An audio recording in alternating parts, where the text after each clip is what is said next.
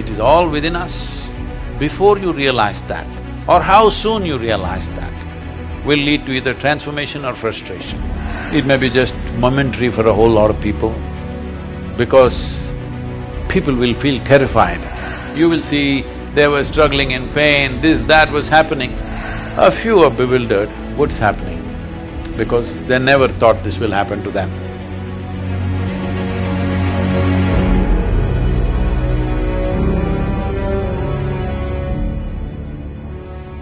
Okay, Sadhguru, I'm going to ask you to move to this poem called Human on page 112. Oh, I like that number.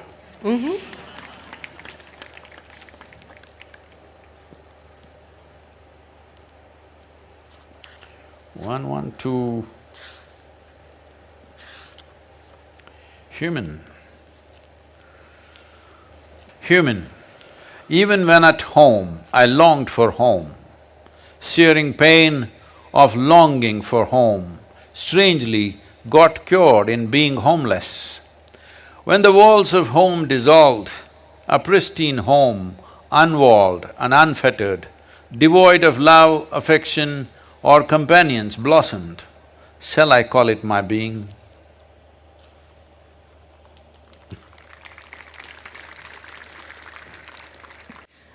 But this is a poem about home, and it is also a poem about… It's a poem about a kind of homesickness, and then it's a poem about a kind of homelessness, and then it's a poem about homecoming.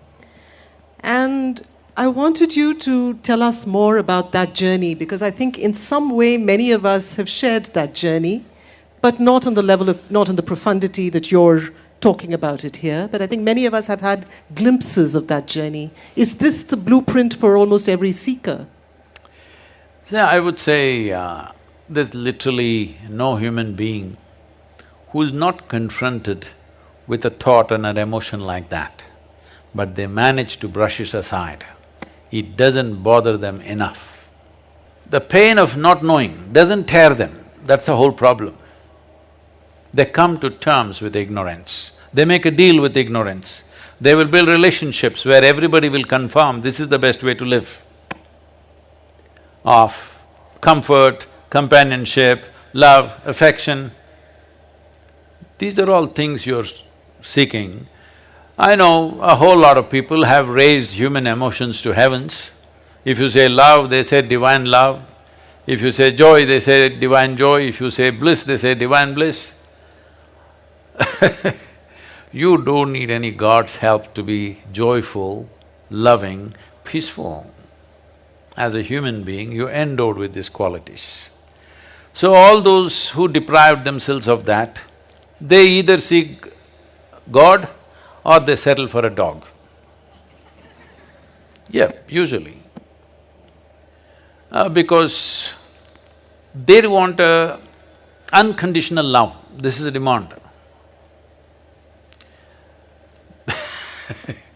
Because the nature of love is such that it's like a flower, if you don't watch it for 2 minutes, it'll fall. It'll wither and fall right there. Either you want to let it fall, or you have to nourish it every moment, or you have to concretize it. That means you take a picture and keep it on your phone screen, or you institutionalize it with marriage or this or that. So essentially, well, I'm not against any institution because institutions are needed in the world to operate, otherwise there'll be chaos. That is a different thing. But you cannot institutionalize joy or peace, like right now we think United Nations is the institution for peace. No, you cannot institutionalize peace. You cannot institutionalize joy. You cannot institutionalize love or anything for that matter. Institutions are functional instruments in a given society. I have utmost respect for them because without it, people, a whole lot of people wouldn't know how to live. You need institutions, there is a government, there is a democratic process, there are variety of things, all right, there are courts, there are parliaments. Well, 90% of the time some nonsense may be happening there, But still these institutions are important because without that there will be total chaos. So I'm not talking against institutions, but institutionalizing things that happen within a human being is a silly effort. But is it possible to embark on a journey without this sense of homesickness? See, let one human being honestly say, when you are with your most loving parents, however doting and wonderful they were to you, that you never felt this is not where you want to be. That is a dishonest human being. Because love gets tedious, somebody's fondness gets very tedious, comfort gets tedious. Because the nature of life is, it wants to constantly expand. If there is no room for expansion, it doesn't matter you are kept in a whatever, I won't use because everybody uses the word golden palace. I think golden palace is totally unaesthetic in my my visual perception. I hate golden palace, but whatever is the most wonderful palace, or as you say Shangri-La, whatever, it'll get tedious.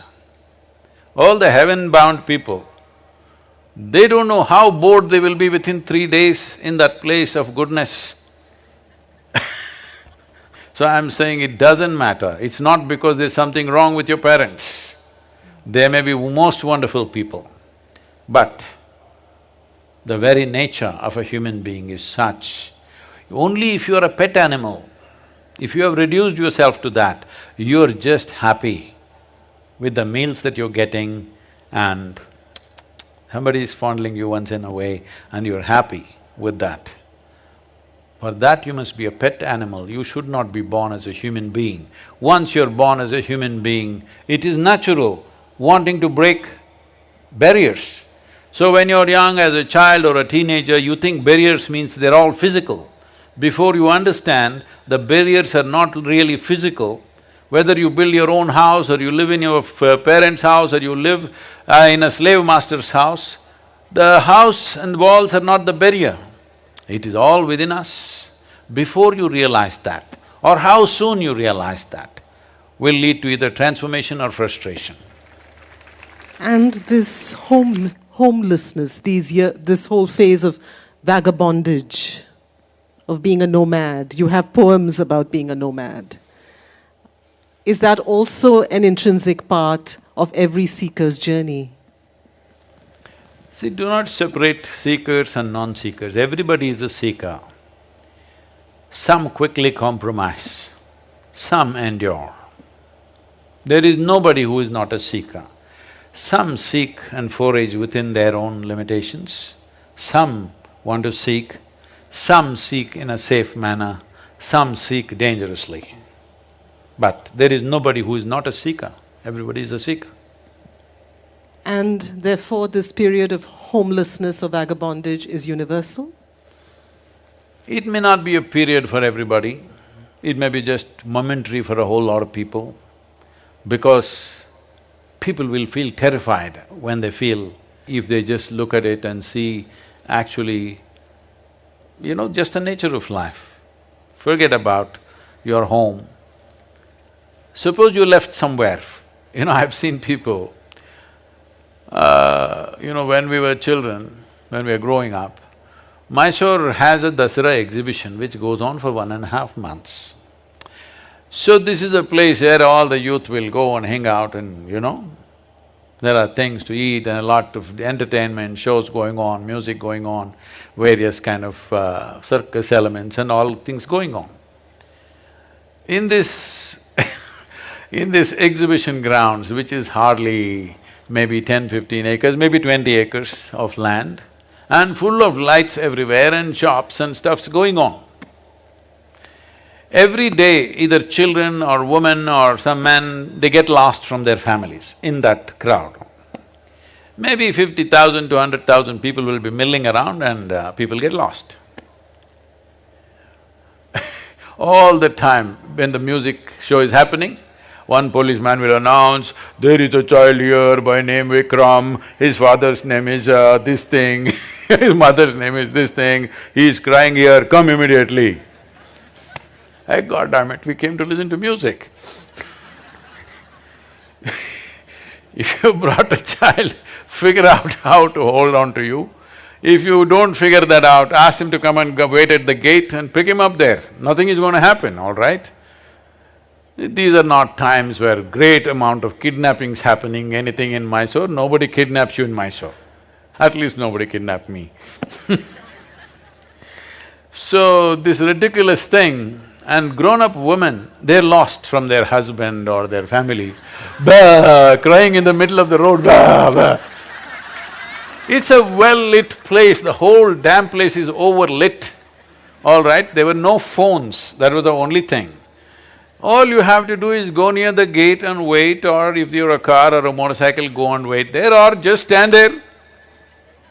Let's see if your man wants to find you or not. I'm saying they will be… Even men, I have seen grown-up men crying loudly because their wife or their child had gone somewhere. Unbelievable. So this sense of being lost, nothing, you don't have to drop them in the middle of Kalahari or something. In Mysore, Dasara exhibition I know Mysore people will be listening and say, how can Sadhguru speak like this? Does he know the pain of getting lost in Dasara exhibition? I'm saying this is how people are. I've seen people in the jungles when some of my friends came with me, in the forest, not even deep inside, just in the borders of the forest. Somewhere they go here, there and they get lost. They just few meters away somewhere and they can't see us. They start crying. Grown-up boys. I've been lost in the forest for days and weeks. Don't know where the hell I'm going. I know if I keep walking some road, something will come, because I know how wide Western Ghats are. At the most 150, 200 kilometers if I walk, I will come to the coast or to some city. But in the meantime, you should see how people behave, because for them, nothing big needs to happen. Smallest things, if they lose their wallet, psst.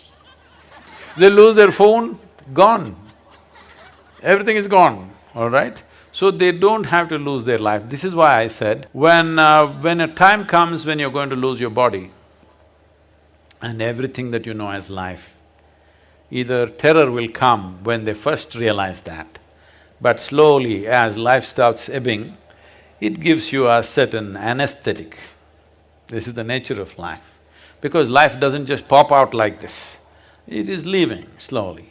As it starts leaving slowly, you will see there is a kind of an anesthetic, there's a kind of comfort that they come to. You will see they were struggling in pain, this, that was happening, but as death is slowly coming, approaching, last few days you see they become peaceful, nice, some of them even joyful. A few are bewildered, what's happening? Because they never thought this will happen to them. So, being lost is not about a certain situation, it is the nature of life. It is the nature of life.